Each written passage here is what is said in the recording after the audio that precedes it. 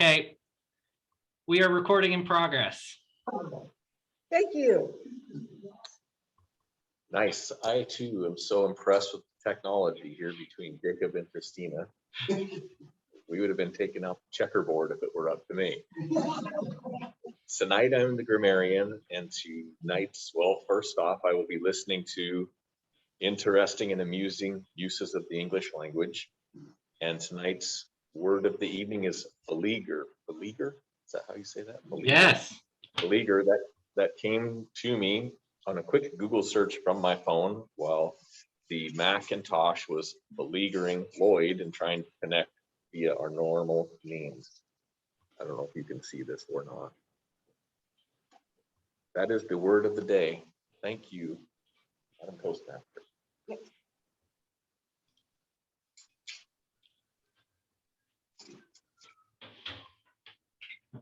Our on-counter tonight is Steve Schwinn. Steve, would you come and explain your role, please? Okay, thanks a lot.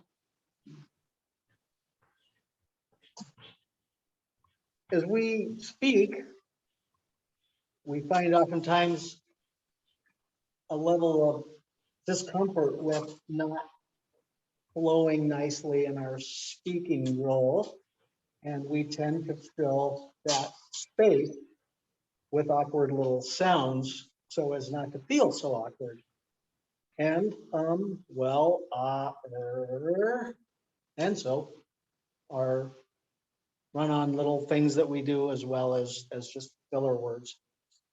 One of the goals that we have is mine, the counter, which allows us to have someone paying attention to our speaking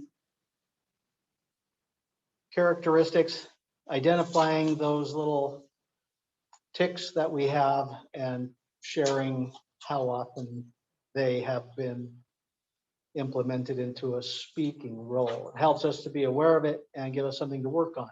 I will be keeping track of that tonight, and I will let you know how y'all done at the end of the meeting. Thank you. Thank you, Steve. At this time, I would like to return the meeting to our Toastmaster, Stepper.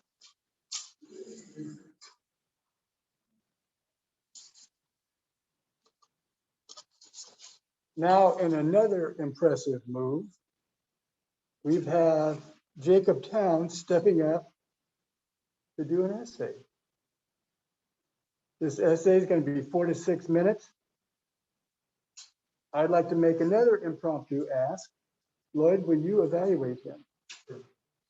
Is there anything that you want Lloyd to pay attention to, Jacob? Readability, because this is an essay and it's not something that I designed to be spoken out loud, it might sound a little funny. But if he can direct me on ways to make it easier to read out loud or something along those lines, that would be great. Okay. And you're going to be timing, or you want somebody else to time? I can time myself. Sorry. Yep. Okay. I can time myself. So I can start that and we can go. Also, because I'm reading it and I did not prepare it to be spoken, it might sound a little funny because I am reading while I'm going along, but I'll try to make it as interactive as possible. Okay. All right. Here with his essay entitled "The New George Newton, Beethoven's First," is Jacob Town.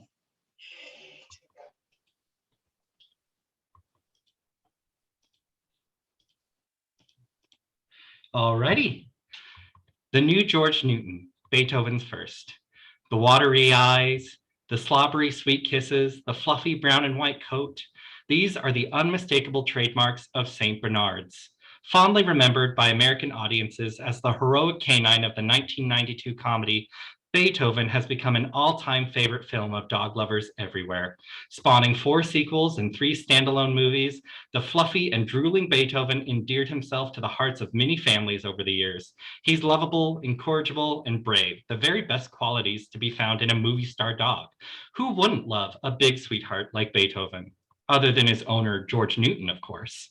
George Newton, as played by the amazing Charles Grodin, is a man who never wanted a dog. A self-described goldfish man, he was unexpectedly thrust into the life of dog ownership with the arrival of the small, cuddly bundle of fluff that is the St. Bernard puppy. Hilarity ensues in a growing up montage as George Newton agrees to keep Beethoven, much to the joy of his family. George Newton plays the straight man to Beethoven's slapstick antics, from greeting his owners with muddy paws to eating bacon right off the breakfast plate. George Newton is at his wit's end by the second act of the film, and who can blame him? Beethoven is a big-boned, clumsy, 150-pound dog. All of the sweetness and heroism in the world doesn't change the fact that George Newton's life was completely turned upside down when Beethoven arrived. It's a closely guarded secret of dog ownership that whether small or large, all dogs are disruptive. Of course, there is much love and adoration on all sides, but there are still destructive forces of nature with needle-like teeth and puppy breath. Whatever routines or plans a prospective dog owner may have had before getting a puppy are completely upended once said puppy arrives.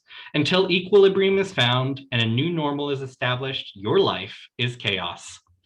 I have a large breed dog, just like George Newton, also named for a historical figure in history. Darwin is a 9-month-old Bernese Mountain Dog, another breed hailing from the mountain slopes of Switzerland. Unlike George Newton, I did my research. I read all the books from The Art of Raising a Puppy to The Other End of the Leash. I read articles entitled Why the Bernese Mountain Dog is Truly the All-Around Dog, The Sennenhound, a historical look at the Bernese Mountain Dog, and Berners, the right choice for you. By the time I was boarding my flight to Missouri to pick up Darwin, I knew the ins and outs of puppyhood, knew the kinds of activities and sports we'd do, and what training techniques to use. I'd even figured out the kind of organic treats to get him from the farmer's market. I was a veritable expert in raising a dog, and nothing could knock me down from my tower of knowledge. The flight was seamless, and little Darwin slept the entire plane ride. He was cooed and petted to his heart's delight, and I was sure that the few next months would be nothing but smooth sailing. I was no George Newton. In the first week, we found that Darwin hated to be alone. He would whine and cry, and it took strategic planning not to leave him alone for longer than 2 hours. As we technically weren't allowed a dog in our apartment, secrecy was of the utmost importance. After a few weeks, we settled into a routine, and I stupidly thought to myself, we've passed the worst of it. He chewed through the same dog bed twice. Ron's Apple Watch was the next victim, and then my headphones. Our bed became Darwin's own private launch pad with skydiving lessons every day from 3 to 4. The living room became a racetrack, and the counter became an all-you-can-eat buffet. I screamed, I cried, I lost my patience a dozen times over. I wasn't an expert. I wasn't even a novice. I was George Newton, and my life was in shambles. But every time I thought, I'm done, just barely teetering on the edge of sanity, thinking I had made the worst mistake of my life, Darwin would come with droopy eyes and a quick lick. He'd look at me and put his head in my lap, and I couldn't help but stroke his ears and smile. Owning a dog is a test of patience, and sometimes you fail the test. An accident waiting for you as you return from work, or an intense stare down as you quietly try to eat your dinner. Life will never be like it was before Darwin, and life will never be the same after him. But in the end, you love your dog, and that crazy wild animal sleeping on your couch in the living room loves you back just as much. There are days where I have to remind myself, if George Newton can do it, so can I. But there are also days where I can safely say that as the new George Newton, I'm doing just fine. Thank you. Good job, Jacob. Can you give us all a minute, Jacob, to write down some thoughts for you, please? Yeah, absolutely.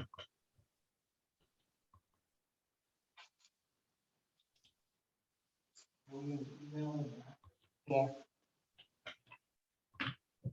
Yeah, that'd be the best.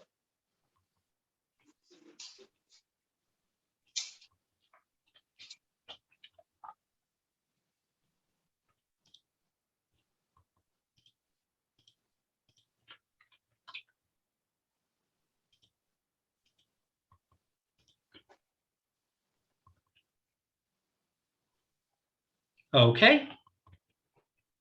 All right, let's wrap up our comment.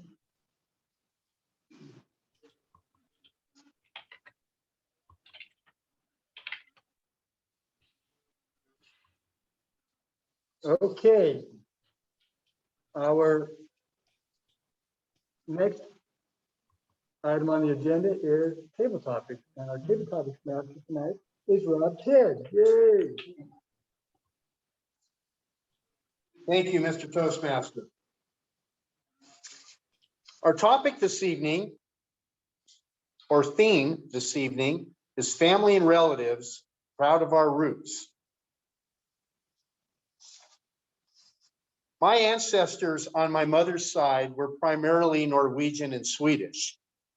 I tend to be more proud of my Norwegian ancestry than I am about my Swedish ancestry due to the actions or inactions of those groups of people during World War II.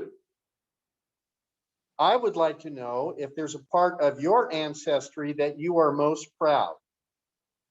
Brian.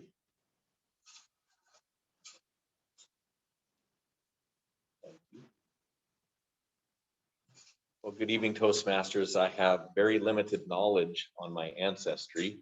I believe I need to do, what do you call the DNA, ancestry.com, something like that to actually find out. The ancestry I'm familiar with, I believe I have told Toastmasters before, is my family came over from Missouri and on wagons and homesteaded up here on Badger Mountain in the late 1800s. That ancestry I'm very proud of because they had a lot of children back then. And during the holidays, all the matriarchs and patriarchs would get everyone together. We would all get together, and we had those matriarchs and patriarchs able to say, this is your cousin so-and-so, and their dad is this person, etc., and connect the dots. Sadly, now that they have all passed away, those close family times have all went their own way. All the cousins that went on and had their own kids who now have their own grandkids, so our family units are smaller now. The one funny side about the ancestry from Badger Mountain, and he has since passed away, but was no stranger to law enforcement, so I have no apprehensions of telling the story. My grandfather's brother, Cliff Johnson, lived on Badger Mountain his entire life. He lived to be 3 days shy of 100. His entire life, everyone told him if he kept drinking like that, he wouldn't live very long. And he made moonshine during the Prohibition and would sell it, drive it around to the reservations and whatnot, and sell moonshine to make money during Prohibition. I wrote a story about him in a history class in college. Mr. Table Topic Master, that's the extent of my family pride and tradition right there.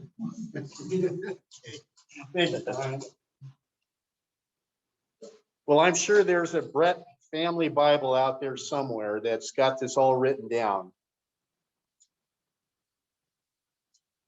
I received a book some time ago called The Forgotten 500.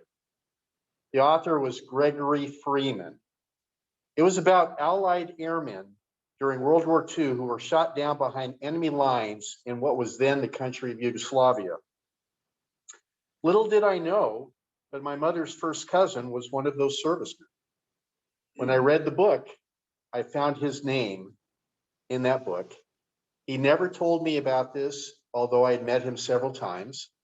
After the war, he went to law school, became an attorney on Capitol Hill in Washington, D.C., and was very successful, but never mentioned his time during the war. I'm curious, Lloyd, do you have an interesting member of your family similar to my cousin Phil?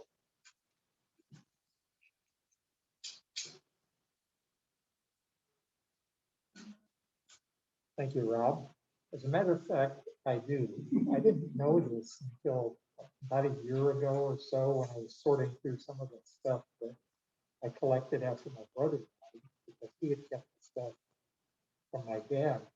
But what he had was a bunch of photocopied records that dated back to the Civil War. My great-great-great, coming of a great set would be grandfather, fought for the Union Army in the Civil War. He was wounded, lost a leg, a battle of I believe it was Iron Mountain, but I'm not sure. I can't remember right now. And then he spent the rest of his life, they didn't think he would survive it back then. Most people who got battlefield amputations did not. He did survive it, but he couldn't work anymore. He was a farmer. Well, there was no such thing as any kind of public support or benefits or anything like that. So for the rest of his life, and after he died, his wife's life, they struggled to get an $8.50 a month pension from the government. All of these records exist. And then a while back, I found out that one of my other great whatever grandfathers had also been in the Union Army, experienced his first battle, decided he didn't like it, so he deserted. He just left and went home. And he spent the rest of his life as a farmer as well. So the glory kind of comes and it goes.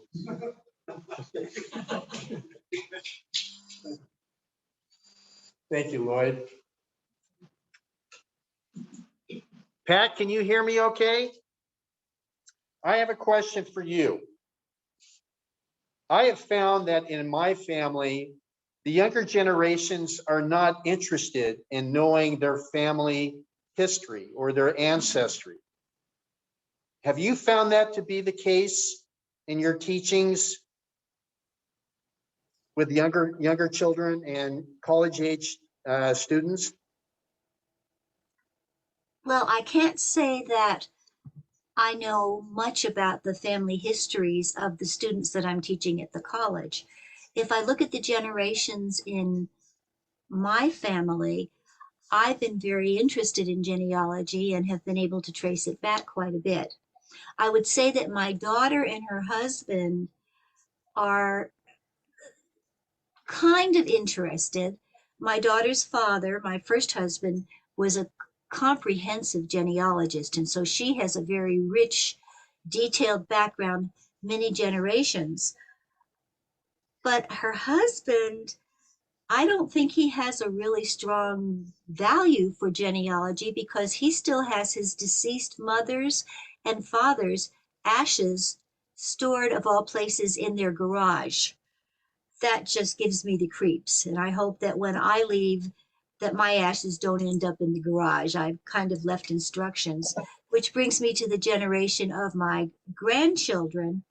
And I don't see any interest at all in their wanting to know anything about their forebears. My granddaughter is building her own family. She and her husband have two lovely children, a boy and a girl. My grandson, he's a 38 going on 39-year-old bachelor, and I don't know if he's looking for any offspring in the future or a permanent relationship. He doesn't seem to worry too much about that.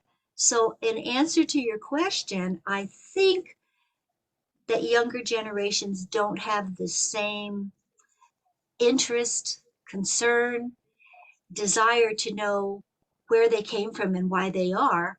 And I'm really sad about that. I wish I could inspire them to look into it because it means a lot to know about your roots. So I'd have to say that that generation is rootless. Sorry. Thank you, Pat. That's very insightful. There's a saying, goes like this. There's family and then there's relatives. A family consists of people that you're close to. Relatives are those you want to stay relatively away. Do you have any relatives that fit that description and why? Steve.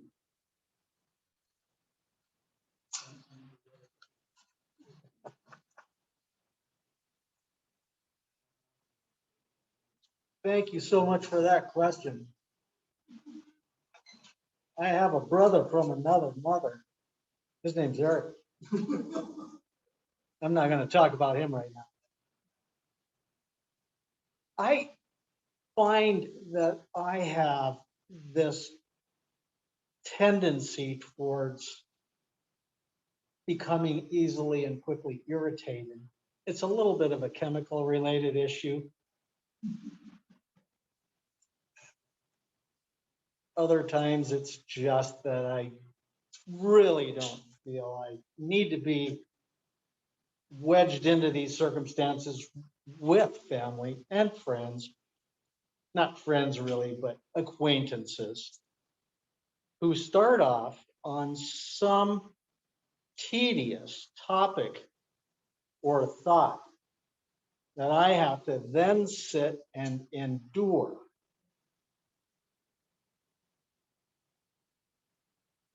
Feeling like it's never going to end. And the topic can be like putting peanut butter on raspberries. And the technique with a small knife is what makes it so interesting. Not.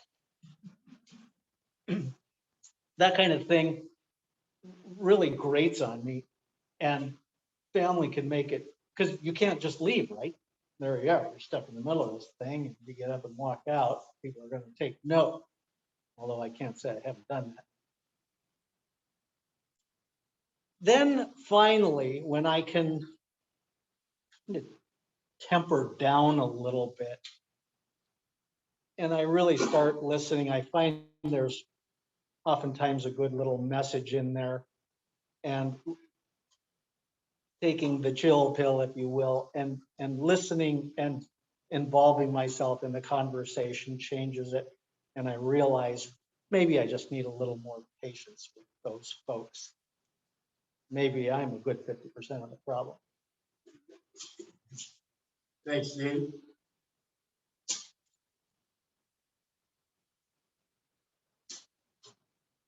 Christina, this one's for you. There's another saying, family and politics don't mix. Do you talk politics with your family or relatives, or is that an off-limits subject?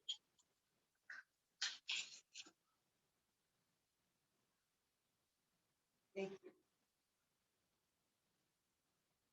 We have selective conversations. We must carefully assess who is in the room prior to launching any political conversations. We have strong Democrats on one side, we have staunch Republicans on the other. We have moderates, uncommitted, in the middle. Fortunately, they don't all live in the same household.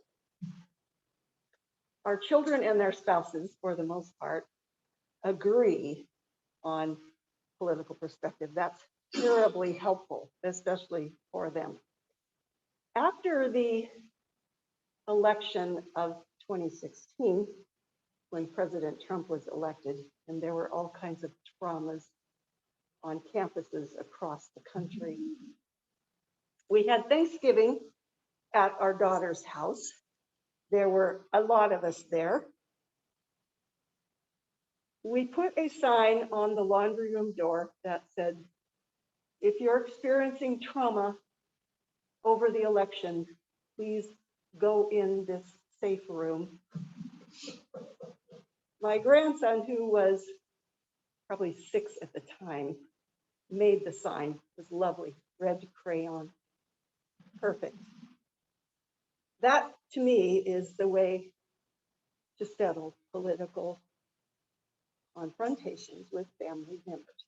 Simply don't go there, or find a fun way to laugh at it. Thank you. Thank you so much. Eric, have you had one of those DNA tests? You have not. Jacob, have you taken one of those DNA tests? This one's for you then. The question was, have you ever done one, and do you believe they are accurate? Jacob. Thank you for that question, Mr. Table Topics Master. I have done a DNA test. And something that most people don't tell you when you take one is that you need to take it, or you should take it, with a sibling. When you take it with a sibling, you get a more complete picture of what it is that your heritage or your makeup is. And the reason why is because you only get 50% from both of your parents. And if you have a girl and a boy, they each have a different chromosome, but you don't get the same 50% from both of your parents. My mom, for example, is from Texas. Well, she's from California. Her father's from Texas, and her mother is from Mexico. So when we did the DNA, I don't have as much Mexican DNA as my brother does. We have the same percentage of our parents' DNA. It is not the exact same. It is not the exact same, though. Peter probably has more Mexican DNA in him than I do. And so when we did it, we had to do it as a group. And what we found was a really interesting picture that was portrayed to us. We found that we had several different, I'll say, native groups of people from the United States, including groups of people from Appalachia. We had groups of people from the Cherokee Nation, and we had groups of people from the Navajo Nation. Is that indicative that we are descended from people in that region? Yes. Is it indicative that we belong to the tribe? No. Is it a really interesting picture of how families change and how family story change over time? Yes.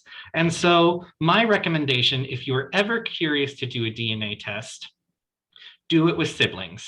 That way you get a more complete picture. Thank you. Thank you, Jacob. Very interesting. I never had thought of it that way, but I guess that makes sense. Several years ago, my wife and I traveled to Sweden to visit our Swedish relatives. They took us to a location where my great-grandparents once lived, which was several hundred miles away. The house is no longer there. There's just a marker.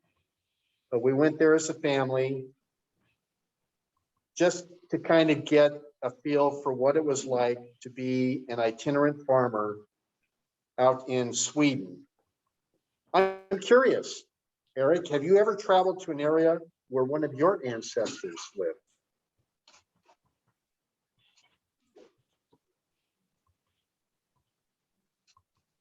I have not. But I do have some interesting relatives. I have a great grandmother and great grandfather. And they came out here, they came out actually to Spokane from Kansas in a covered wagon. She is a consummate genealogist herself before it was even called that much.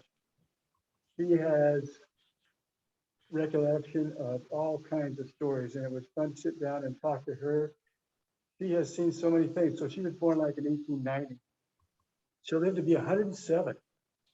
Imagine all the different things that she saw. Televisions, airplanes, radios, cell phones, microwaves, all those kinds of things, all that crazy stuff in her lifetime. And I think one of the reasons she lived to be 107 is because she embraced all those changes. She never sat in the corner and just said, it's too much. She always said, all right, what's next? How do we do it?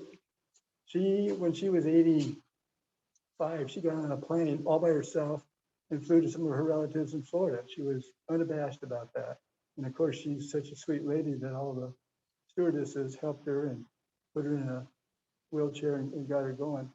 She had at one point 60 great and great grandchildren, and she made charms. And she had to lift weights just to wear the thing around. But she was amazing, and she was a lot of fun. And her husband, they moved from Spokane to Ephrata, and he ended up being the chief of police for Ephrata. And I don't know how he got it. He had the biggest gun, I don't know. But he was the only police officer and the chief of police. And it was just how he conducted himself. It was just very interesting. They were a very interesting couple, and I'm very proud to have them as well. Thank you, Eric.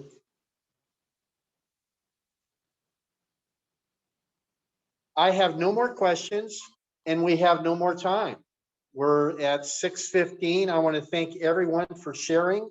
I feel like I know a little bit more about everybody, and maybe you know a little bit more about me as well. So thank you very much. I would like to turn the meeting back over to our Toastmaster, Eric Stepper. Thanks for those table topics. I always enjoy that, and I try and steer questions where I learn more about people too, and it's a fun part of the after effects of table topics. Great job. I will now turn the meeting over to our general evaluator, Christine Stepper. Thank you, Eric. Jacob, thank you for stepping up and sharing your essay with us. It was great. Really appreciate that. Lloyd, thank you for volunteering to be his evaluator. I did not get an opportunity to introduce you and have you share your role. I would appreciate it if you would do that prior to starting your evaluation. And now, Lloyd, it's all yours. Thank you, Christina. The role of the evaluator is typically to analyze how well the speech matched up to the objectives. This was an off-the-cuff thing, and thank you, Jacob, for being willing to do that. That's really almost the last minute, didn't you? About an hour or so before the meeting. Anyway, good job on that. Takes a certain amount of guts to do it. This wasn't, well, the reason I mentioned that is that there really were no objectives or a project or whatever. And as you said, you wanted me to think about the readability. I'd rather think about it in a little bit different way. First of all, this was a very good personal essay. Personal essays depend on several things, including personal details. In your case, it was details about you getting your dog. And then also what the details meant to you. And you didn't have an explicit explanation of that, but you made it clear how important the dog was to you. So I thought it was a very good essay. It would probably read really well as an essay. It did not come across very well as a speech, as you know, and that's what you asked me to look at. There were a couple of things that were going on. One of them was the obvious one. You didn't have the time to prepare or rehearse it or anything like that. So there's no way it's going to be really, really polished. But the big thing was that there's a major difference between in diction, word choice, word arrangement, sentence lengths, that kind of thing, between a written essay and a spoken speech. None of us realize that. But if you were to listen, well, in your case, Jacob, if you listen to the recording of this, you'll see that it just doesn't sound like you. Your sentence patterns were different. That's because you wrote the essay as a written object, not as a potential speech. Where that came across most noticeably is pauses, or rather the lack of pauses in the speech. When you listen to the recording, you'll hear this.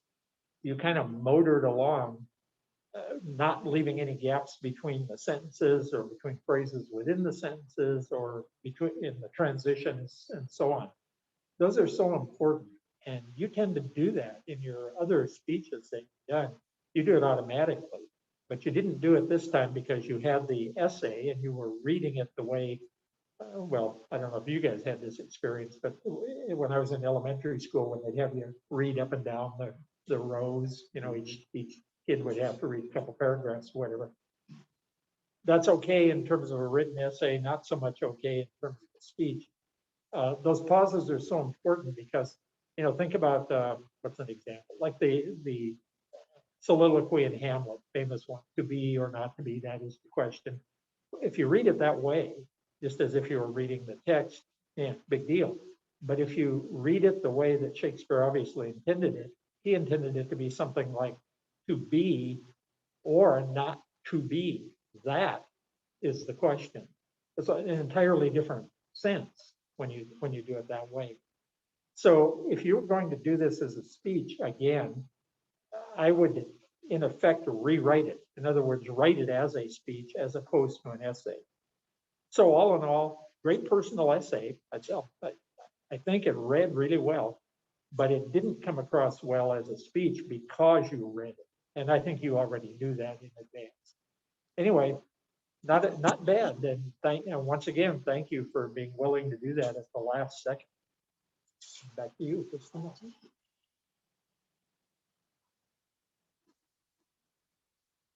Jacob, I would encourage you to take that essay and create a speech. from it. It has great bones for a speech. That would be fun to hear. Thank you. I really appreciate the feedback. It was unexpected, but I do appreciate everybody giving good feedback. That's excellent. Thank you.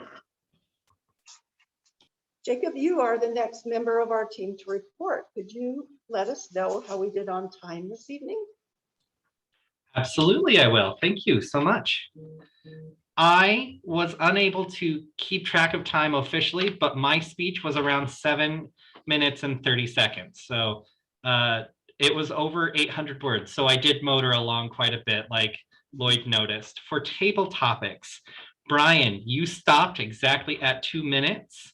Lloyd, you were at 1 minute and 31. Pat, you were at 2 minutes and 3 seconds. Steve, you were at 1:58. Christina, you were at 1:31. I went over at 2:04, which was super impressive because most of mine are short. And Eric, you went to 2:06. And then Lloyd's evaluation stopped exactly at 3:30. Thank you, Jacob. Thank you. Our grammarian tonight is Brian. Brian, could you share your thoughts with us? Thank you, General Evaluator. I did not take any notes on amusing or interesting uses of the English language, nor did I notice anyone use the word beleaguer. That is the extent of my report. Should we have him repeat that? Thank you, Brian. The next member of our team this evening is Steve Schwind, our awe counter. Is that really cell leaguer, or did you misspell it? And it's supposed to be beleaguer. Looked like an S to me. I guess I'll have to work on glasses. Everyone did fairly well. Jacob, you did not have one error in your speech. Thereafter, however, you jumped on the wagon, got a couple of so's, and an and. Lloyd, you had several, as you began your sentences, an oh well, and a couple of so's and a but. Brian, you did really well with one well and repetition of RR somewhere along in there. Rob, pretty good. One or a well, a so. I had 3 ands, but I questioned that. I didn't actually hear them. Eric, an and a but. Pat, you had 1 and so and 2 so's. All in all, it was a pretty clean night. Thank you, Steve.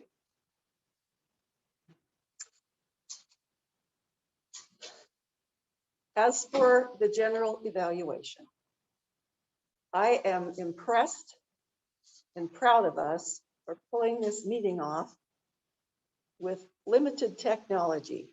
Again, Jacob, thank you for quick thinking on getting us linked up through the phone. Pat, thank you for hanging in there while we were getting it linked up through the phone. This isn't ideal, but it certainly works. If we need to rely on this method again, now we know better how to make it come to pass. Everyone did a great job on their role. I have nothing negative to say. I'm simply impressed with how we carried this off and brought this meeting to pass. At this time, I would like to turn the meeting over to Rob, who's stepping in tonight for Barbara, to close us out. Thank you, Madam General Evaluator. Unfortunately, our president could not be here tonight, which led to some of the issues we had with technology. I can assure you, we will not have that problem in the future because I will take copious notes from our president before the next meeting. I too want to just echo that I'm really impressed with everybody that showed up today and jumped in on roles, and Brian's already volunteered to be the grammarian next week, which is wonderful. So I'm looking forward to next week's meeting. If you want to do a speech, please let me know. We all probably could use the practice doing some future speeches, including myself. So if you have not done a speech for a while, please consider doing one soon. I will be asking everyone when we send out the link for this particular recording. Anyone have any other comments for the good of the order? If not, I will adjourn this meeting at 6:26. Thank you, everyone. Have a wonderful evening. Yes, so Jacob, you'll want to hit end recording. There's a, if you hit